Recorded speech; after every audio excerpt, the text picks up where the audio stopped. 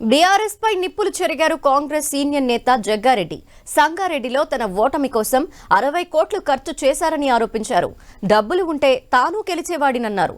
BRS నుంచి 20 మంది ఎమ్మెల్యేలు కాంగ్రెస్ లోకి వస్తారని మళ్లీ హాట్ కామెంట్స్ చేశారు.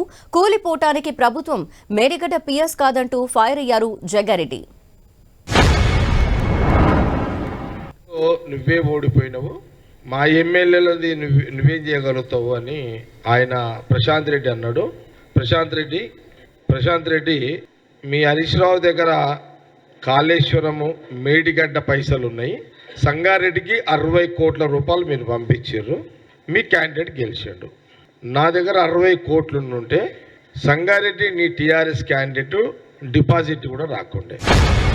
మీ ఎమ్మెల్యేలను 20 మంది వస్తారు, మేము లేపుడు కాదు బరాబర్ వస్తారు వాళ్ళు. మీ దగ్గర ఉన్న 20 మంది ఎమ్మెల్యేలు రావడానికి కారణం ఏంటంటే, మా దగ్గర ఏముంటుంది, మీ దగ్గర 20 మంది ఎమ్మెల్యేలు మా దగ్గరకు వస్తే ఇప్పుడు డిప్యూటీ సీఎం దగ్గర పని ఉంది, డైరెక్ట్గా పోతారు. ఉత్తమ్ కుమార్ రెడ్డి ఇరిగేషన్ మినిస్టర్ డైరెక్ట్గా పోతారు. శ్రీధర్ బాబు డైరెక్ట్ పోతారు. హాట్ హూట్ అన్నాడు. మల్లారెడ్డి గారు మాట్లాడతలేరు, చెప్పలే మల్లారెడ్డి గారే రావచ్చు ఇక్కడికి. ఏముంది అట్లా, ఆయన మాట్లాడతలేడు అంటే అర్థం అదే కదా. అర్థం కాలేదు. ప్రభుత్వాన్ని పడగొడతామని ఇదేమన్నా మీరు మేడిగడ్డ సంఘం పిల్లరా పడగొట్టడానికి? ఇదేమన్నా ప్రభుత్వం పడగొట్టుడు అంటే మీరు డూప్లికేట్ అంటే సిమెంట్ కల్తీలతోటి మేడిగడ్డ స్తంభం. మన స్తంభం ఏది అరే ఏ బ్రిడ్జ్ పిల్లర్, అదే మేడిగడ్డ పిల్లర్. మీరు కల్తీ సిమెంట్ తోటి కట్టిన మేడిగడ్డ పిల్లరా మరి కాంగ్రెస్ పార్టీ అంటే? బ్యారేజ్ పిల్లర్ అనుకుంటున్నారా? ఏమనుకుంటున్నారు మీరు? జగ్గారెడ్డి పదవులు అవసరం లేదు.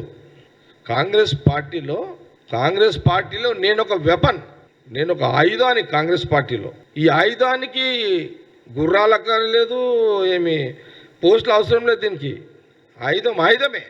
నేను ఒక ఆయుధాన్ని కాంగ్రెస్ పార్టీలో, నేను ఒక ఆయుధాన్ని.